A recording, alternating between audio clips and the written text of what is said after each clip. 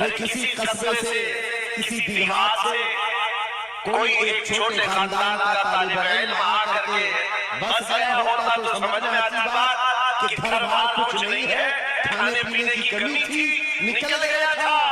لیکن یہ اس خاندان سے آیا ہوا شہزادہ ہے جہاں اکابر فقط اپنے تاج جوتیوں میں رکھنے پر فخر محسوس کرتے ہیں۔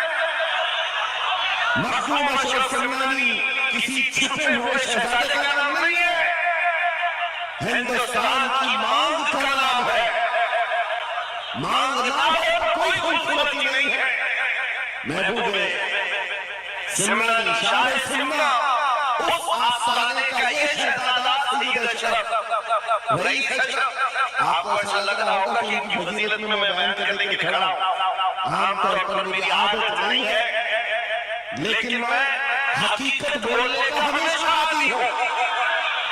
اس کی وجہ بھی ہے، ابھی ناظر اجلاس آپ سے کہہ رہے تھے، ناظر اجلاس یہ بات کہہ رہے تھے، یہ کس طرح سے نظر ہو کر کے بات بولتے ہیں، میری بات نہیں ہے۔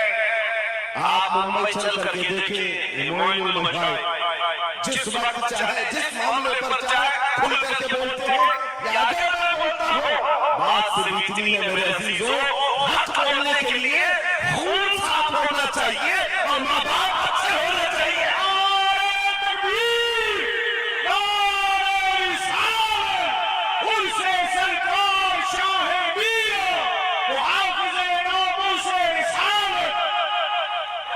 حلال خون ہو، ماں باپ صحیح نسل کے ہو، حق بولنے میں ڈر کس بات کا ہے، خوف کس بات کا ہے؟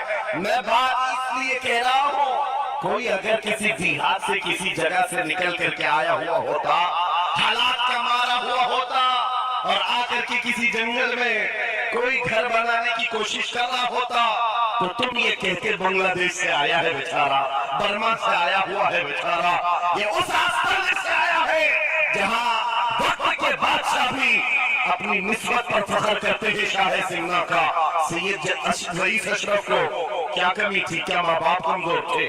کیا خاندان کمزور تھا؟ کیا ان کے پاس نسب کی کمی تھی یا دولت کی کمی تھی؟ کچھ نہ ہو کر کے اگر سب چھوڑ کر ایک جنگل میں آ کر آباد ہوتا ہے، یہ آل رسول کی شان ہے، یہ آل رسول کی شان ہے۔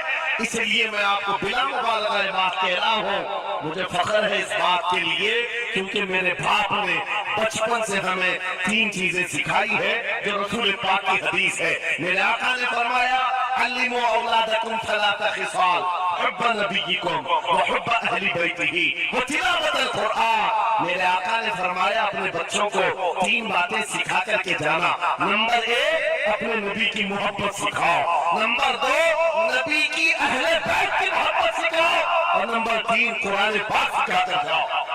ہمیں بچپن سے ہمارے ماں باپ نے یہ تعلیم دی ہے، اسی لیے آپ اس چیز کو محسوس کریں۔ میرے لیے جو سرمایہ آخرت ہے جس کو میں سمجھتا ہوں، یہی وہ منبر ہے جہاں میرے ادھر بھی ادھر بھی وہ سادات بیٹھے ہوتے ہیں جو کرم سے زیادہ مجھے پاور دیا کرتے ہیں۔